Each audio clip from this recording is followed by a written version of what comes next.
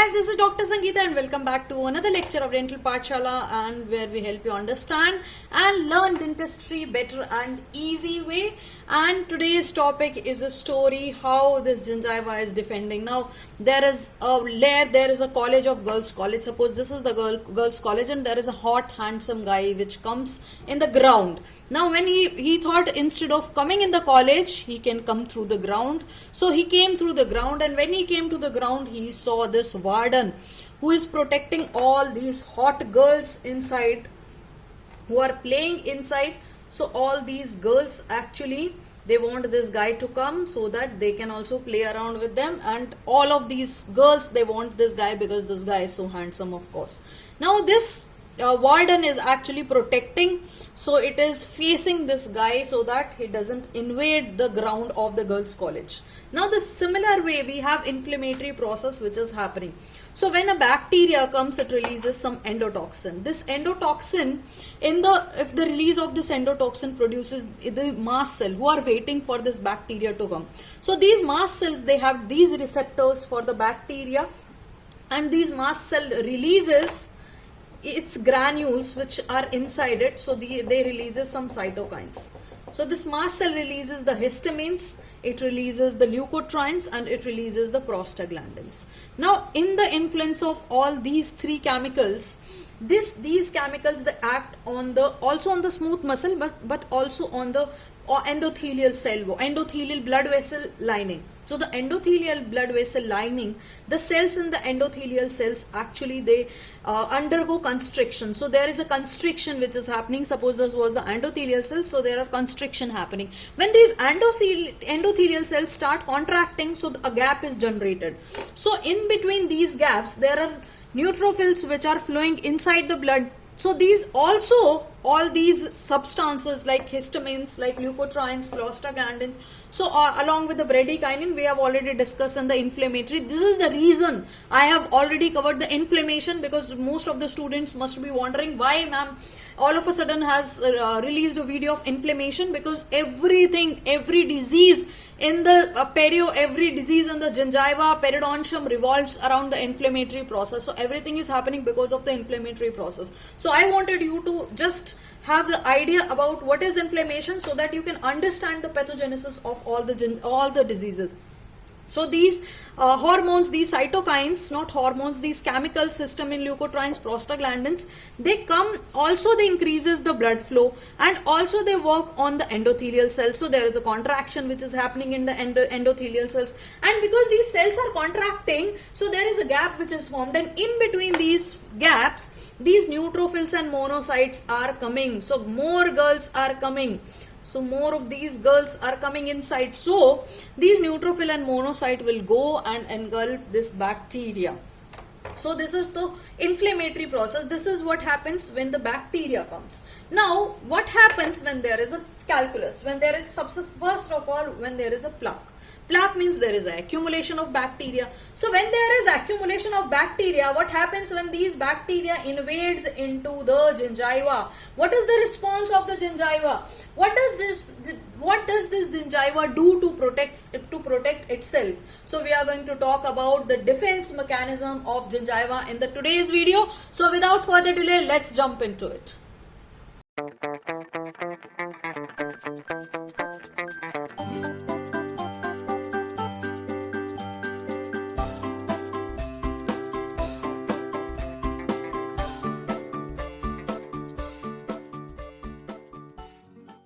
So guys, before we get started, make sure you subscribe to our channel and click on the bell icon. That way you get a notification as soon as I release more interesting lectures like this. So now talking about the defense mechanism of gingiva. So defense mechanism of gingiva cover two things. One is the GCF. There are two components. One is our gingival clavicular fluid, and other one is the saliva. In the today's video we are going to cover the GCF, and in the next video part 2 we are going to cover the saliva.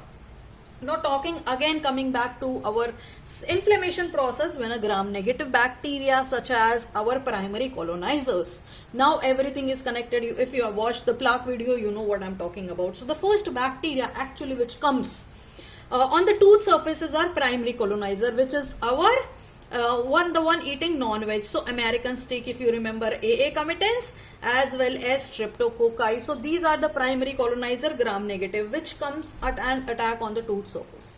So then after that there is a gram-negative bacteria, and all these gram-negative bacteria actually come on the epithelial surfaces or tissue surface. So we have studied two things. One is the attached plaque, one is the unattached plaque. So the unattached plaque is the one which is not attached. So the tissue associated plaque is actually consist of the gram-negative anaerobic bacteria. So basically the one which is associated with the tissues, one which is associated with the cellular epithelium.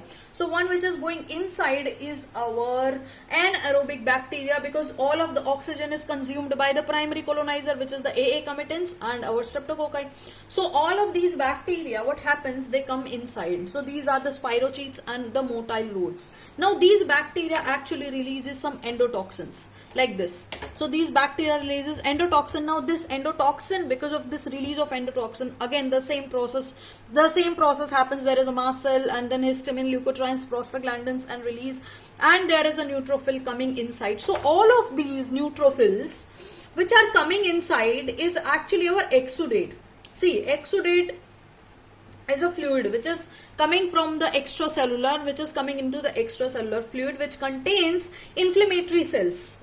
So this is not like a transudate is just the water coming out of the extracellular fluid. Now we have osmosis. If you remember the the video also, we have talked about the osmosis. Osmosis is the process in which there is only water content coming, there is only the solvent coming, no solute is coming, right? So when there is osmosis happening, then that means there is a transudate which is coming. Only the water content is coming out of the tissues. Now, but in this case, the neutrophils are coming along. So this is the exudate. So this is the inflammatory exudate, because inflammatory cells are coming. So when the inflammation process happens, there is an increase in the vascular permeability. That means from the blood vessels there is a permeability. That means there is so many things which is coming. The blood vessels is now permeable. That permeable means it can let things pass through along with it.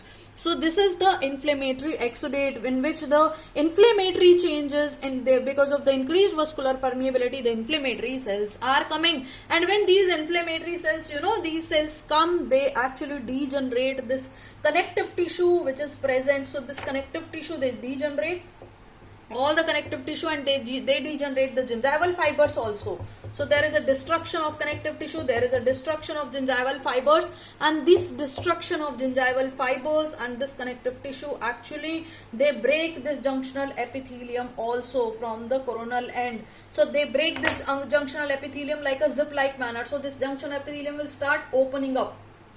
So like this also pocket is formed. So the mechanism of the pocket is same. Because of the inflammatory processes, there is a mass scale destruction which is happening around. So guys, a big question in the GCF is either GCF is a transudate or it is an exudate. So Brill said that initially it is a transudate, but later on Alfano and Pashley, they said that because of the inflammatory cells which are coming along, so this is a inflammatory exudate. So because normal gingiva, if we talk about, there is little to no fluid, because there is very less amount of fluid which is present. But if we see in the GCF, there is lot of fluid which is present. So there is a little amount of inflammation which is happening all the time. Now guys, because of this inflammatory process, later on interleukins and tumor necrotic factor are also released. Now these factors actually start doing the inflammatory process. They actually start destructing the tissues. They start destructing our own tissues also and bacteria also. So what happens when there is lot of cells coming, there is no alarm.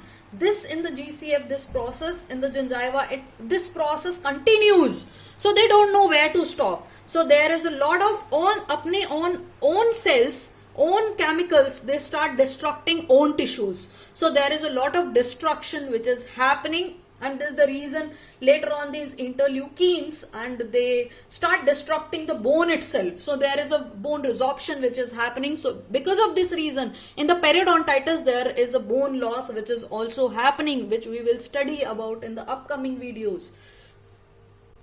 So guys, basically there is a fluid which is present in the GCF, and this isn't true that there is no fluid. So somewhere or the other there is little amount of inflammatory exudate which is coming. So it can be said that GCF is an inflammatory exudate. So if anyone asks you that GCF is what? GCF is an inflammatory exudate. So guys, this GCF is the gingival clavicular fluid which is present in the gingival sulcus. So there is some fluid which is present in the gingival sulcus, which is our gingival clavicular fluid. Now there are 4 methods we can measure this gingival clavicular fluid, which is the first one is the paper strip. This is the oldest method. Basically there is insertion of a paper. So we insert a paper strip inside the sulcus, and this method was given by Brill, and he inserted this paper strip into the pocket sulcus until we get the resistance. So up till the end of the pocket, depth of the pocket, we insert this paper, and this method, because we are inserting this paper inside the sulcus, so that is the reason this is also known as the intrasulcular method.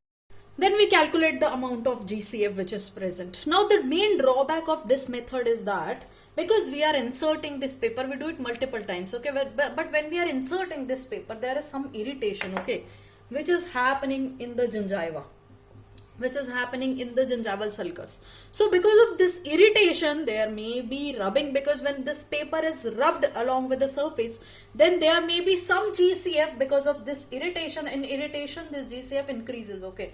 So because of this irritation, there is going to be little bit of increased inflammation, and when there is increased inflammation, that means there is increase in the GCF leakage from the sulcus. So this reading can be wrong also because of this irritation. There can be increase in the GCF. So Lowy and Holm Pedersen they actually told that we don't have to insert this up till the pocket depth.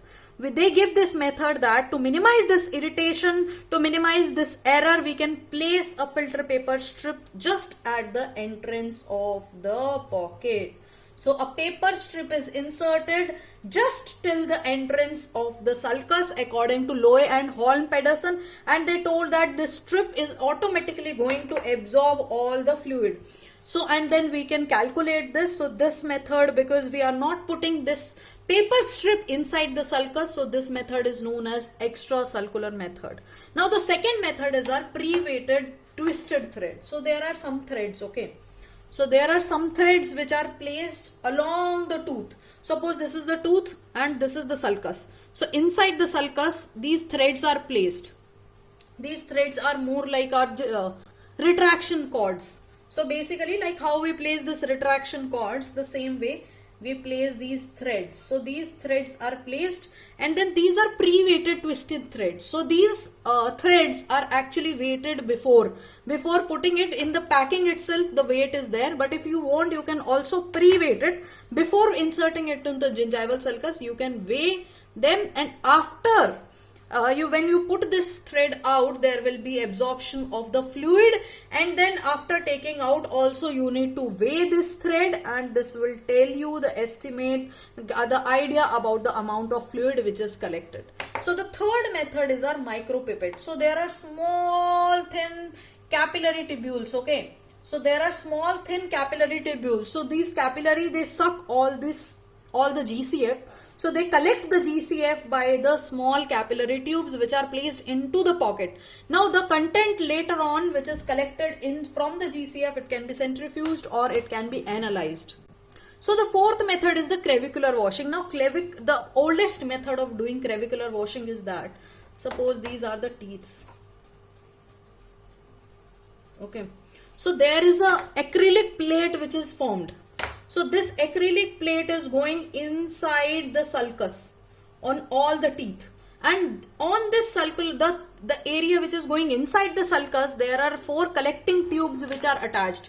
So these collecting tubes are going inside the gingival sulcus, and we are putting the water or the liquid, and then these collecting tubes are collecting all the water.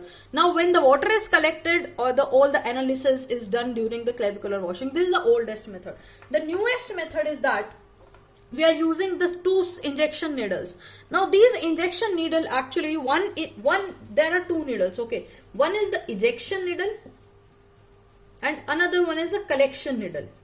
So collection needle collects the fluid and collects the GCF, and ejection needle inserts the fluid. So when the insert washing, that means we are washing, like we are putting water and then we are collecting all of the water, okay. So this crevicular washing, one needle is placed inside the pocket depth up till the pocket depth. This is our ejection needle. So one more needle is placed which is up till here. So whatever liquid this needle is throwing, ejection needle is throwing, this needle which is on the outside is collecting all of the fluid. It is sucking all of the fluid. So this needle is our collection needle. So this is how it collects all of the GCF. So these are the methods of collecting the GCF. So guys, these are the method of collecting the GCF. The paper strip method, in which paper is inserted, pre-weighted twisted thread, in which we are inserting the thread and we are weighing it. Micro pipettes are micro means small. Pipettes like capillary tubules which are placing in crevicular washing is in the crevicular, in the sulcus. We are inserting water and then collecting all the water. So these are the method of collecting the GCF. So guys, Brill and Crasset told that these junctional epithelium and the circular epithelium, as we know, they are permeable.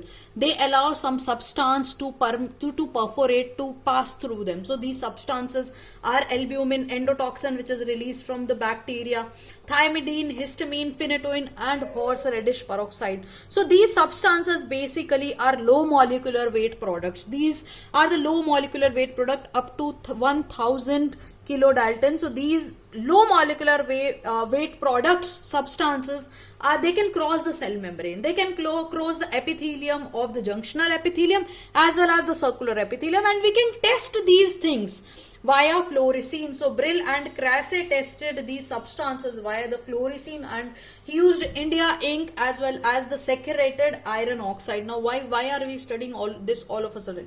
Because now that we have collected the GCF, we have studied the method of collection, we have the paper strips now, right? So now that we have the paper strips, we are going to check the GCF. We are going to check the amount in the substances which are present in the GCF using these dyes. So either what we can do is we can use once we have the paper strip of the GCF, right, we have inserted it into the sulcus till the pocket depth and we have the paper strip. Now paper strip is the oldest method. We have so many methods also.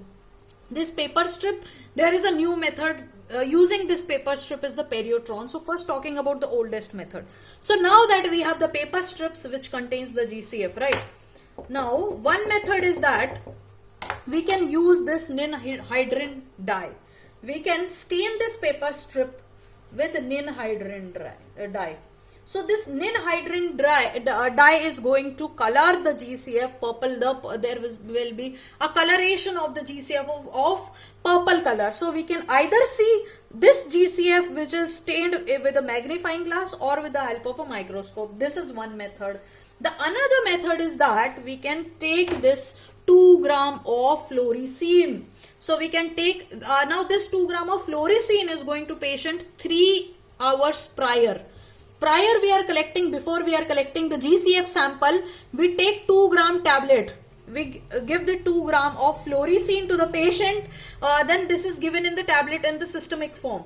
Now this within the 3 hours, this 2 gram of fluorescein is going to color is going to stain all of the GCF. Now once in 3 hours the GCF is stained, with the help of this paper strip, we insert this paper strip into the GCF and then we have the GCF, we have all the sample ready. The third method is our latest method, which is the Perio Tron. Now this Perio Tron is basically a Tron. Can you see this Tron? Tron is an electronic device. So perio, electronic device which is used in perio. So Perio Tron is basically electronic method in which fluid is collected on the bloater, which is the perio paper. Now this paper in which this is collected is different, not the ideal paper strip. There is some another paper strip which is used for Perio Tron. Now this paper strip is inserted into the sulcus, and then this paper, the wetness of the paper strip it tells about the flow of electric currents. Now once we pass the electric current along with this paper, it tells about the GCF. How it tells about? Suppose the 0 reading is for dry paper strip. So as the amount of GCF increases, the wetness of paper will be increased. So as the GCF, more the paper will be wet. So more will be the reading. So this is how we tell about the measurement, or we tell about the amount of the GCF. So wet paper is due to the increased capacitance in the proportion to the volume of the fluid. So if there is more wetness of the paper, that means it affects the flow of the current and it gives a digital reading. So it gives the more reading. So this is about the amount of collecting the amount of GCF. Okay. So once we have collected the GCF, we check it via anhydrin, we check via fluorescein, or we can use this latest method, which is our Perio Tron method, which is the electronic method. So guys, coming to the composition of GCF. Now what is GCF? This is just the crevicular fluid, right? The sulcular fluid. So what will it have? It will have all the inflammatory cells. It will have all the bacterial content and whatever the bacteria is releasing. And it will have the end byproducts of the bacteria, like we talked about the plaque. We have in the plaque, we have like bacterial interactions, if you remember. So they have this food chain of the bacteria. Now one bacteria is releasing something and the other bacteria is using it. So the end product of the bacteria, if you remember, our primary colonizers, which are the AA commitants and our streptococcus. So the American stick, they releases formic acid and lactic acid. So the microbial, the metabolic product will have the lactic acid, will have the formic acid. So like that, urea is also the byproduct, and also we have the lactic acid dehydrogenase enzyme. Also this bacteria, it degrades the collagen, so we have the collagenase enzyme. And the cellular content, we have the bacteria, we have all the endotoxins, we also have the leukocytes, we have the neutrophils, we have the lymphocytes. Now if we talk about the lymphocyte, we have two kind of lymphocytes, right? We have B lymphocyte and the T lymphocyte. You all know that we have T lymphocytes more in the blood, right? So if we talk about T to B lymphocyte ratio, so this is about 3:1 in the blood. So we have 3 times more T lymphocyte, because B lymphocyte are they are the memory cells mostly. So I remembered it as so because they are doing the memory part, so they are less in number. So but in the GCF, we have more of the bacteria. So all the bacteria, they will have also the antibody for the bacteria. So this is just to remember. So because this bacteria, it contains antigen, right? So our body has antibody to these antigens. So these mast cell basically have the antibodies to these antigen, or basically all the other cells, not the mast cell, basically the lymphocytes. The T lymphocyte are going to bind with this. So basically the lymphocyte have the antibody for these antigens. So if the bacteria are more in number, so we have the B lymphocytes more in the GCF. This is how I remembered. So in the GCF, this ratio is going to be ulta. So this ratio is going to be opposite, which is for T lymphocyte to B lymphocyte ratio is 1:3. So B lymphocytes are more in the GCF. Also the monocytes are present in the GCF. If we talk about electrolytes, we have sodium, potassium and calcium, which is present in the GCF. Now coming to the organic component. Now all the organic component, you have to remember hex. So hex means 6. So the carbs, proteins, glucose, hexosamine and hexouronic acid. So these are the organic compounds which is present in the GCF. Now we all have the metabolic and bacterial product. Whatever bacteria is secreting, that will be present in the GCF. So the lactic acid, formic acid, if you remember, lactic acid, formic acid is secreted by the AA commitants as well as the streptococci. So the urea is also secreted by bacteria, hydroxyproline, endotoxins are also secreted, and lipopolysaccharides in the gram-negative bacteria are also secreted. So hydrogen sulfate, we have antibacterial factors also present in the GCF. Talking about enzymes, we have lactic acid dehydrogenase, collagenase, which destruct the collagen. So in case of periodontitis, when there is destruction of periodontpedial and the supporting structures. So in case of periodontitis, we have more of acid phosphatase. So acid phosphatase enzyme will be doing all the bone destruction. So in case we have diseases associated with the bone destruction, for example furcation, for example pocket involvement, for example aggressive periodontitis, we'll have more of the acid phosphatase enzyme present, because this enzyme is going to destruct all. We will study in the host modulation how it does the destruction. I will tell you in detail about everything. So we also have alkaline phosphatase present, which is doing the bone deposition. In case of bone remodeling, there will be presence of alkaline phosphatase also. So also pyrophosphatase. So these enzymes, all three enzymes are basically associated with the bone resorption or the bone remodeling. Now also we have phospholipase, collagenase, which destruct the collagen. So collagenase will be present in the pocket lot of quantity, because collagen is going to destruct. See junctional epithelium, once you look at the junctional epithelium, junctional epithelium, it start from the coronally, it start breaking like a zip. It will start opening up like this, like this, like this, like this. So this collagenase is going to do all the destruction. It is going to open, it is going to break all the fibers. So basically collagenase will do two functions. One is the destruction, basically the destruction of the collagen in the GCF will be because of the collagenase enzyme. So we have these all are the things which are present. Also we have MMPs present in the GCF. Now MMPs, metalloproteinases, will be detected with the help of flowmetry. And also we have interleukins. Now interleukin 1 beta is responsible for the bone resorption. We will talk about in the host modulation. This interleukin 1 beta is basically, it resorbs the bone. It converts these interleukin 1 beta, it converts this monocyte, okay, into these osteoclast. You will be shocked. We will study about this. So these monocytes, which are the blood cells, it will convert these monocytes into these osteoclast, which will cut the bone. Basically, so these interleukins 1 beta will be detected with the help of enzyme linked immunosorbent assay. Also we'll have the procollagen and cyclooxygenase derivatives. So cyclooxygenase, if you remember in the inflammation we have studied, this arachidonic acid is going to convert into either the leukotrienes or the prostaglandins. Now these leukotrienes and prostaglandins are the cells of inflammation, okay.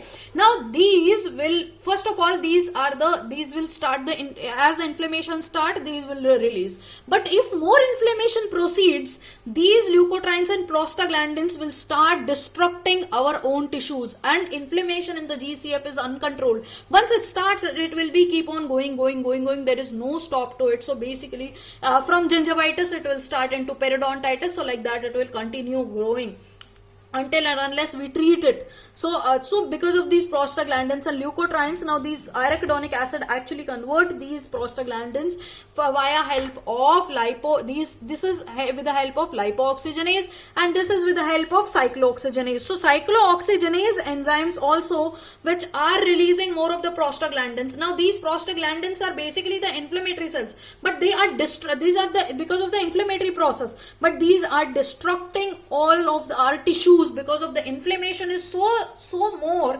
that it is destructing our own bone. And because of, in the response to this inflammation, we have periodontitis, we have bone resorption, we have pocket formation because of this inflammation process only.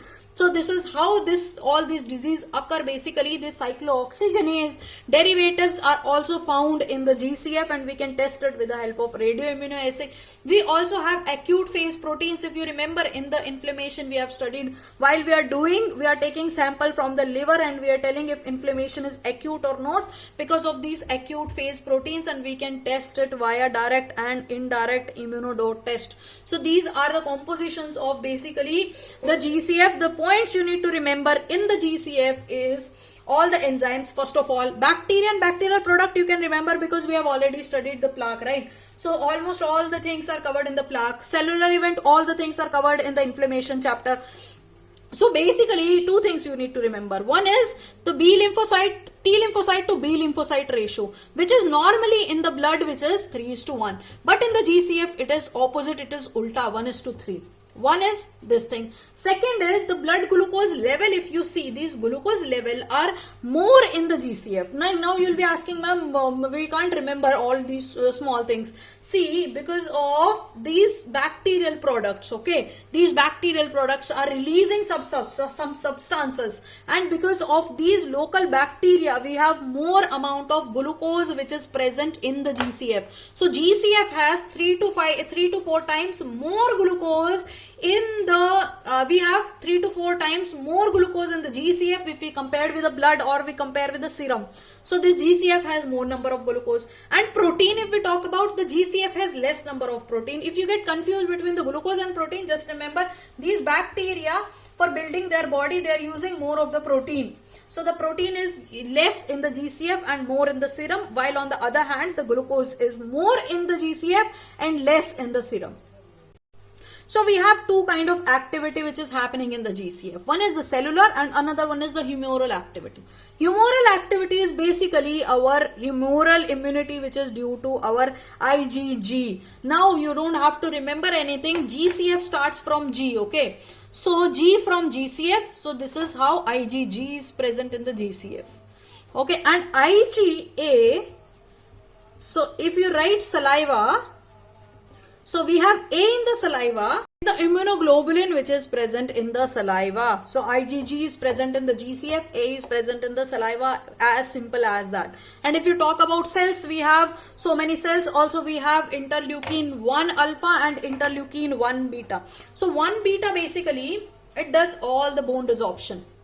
It binds 1 beta, it binds to the, if you have seen this inflammatory video, now inflammatory video I have talked about, when these interleukins are released, is what they do is, they do more of the endothelial vasoconstriction. So when there is a vasoconstriction of endothelial, so they come and they bind to the ICAM receptors, bind to the ECAM receptors. So when they bind to this ECAM receptors, they do more of the vasoconstriction, and there is more of the gap which are formed. When there is more of the gap are formed, more of the PMNs are coming. So basically they are doing two things. One is they are activating the ECAM receptors. So when these ECAM receptor are activated, more PMNs, more of the neutrophils are coming and binding, and then after the rolling process they are coming into the intracellular fluid. So this is how they are attracting more of the neutrophils and they are aggravating more of the inflammation process. So interleukin 1 beta are actually also responsible for the bone destruction. So if you see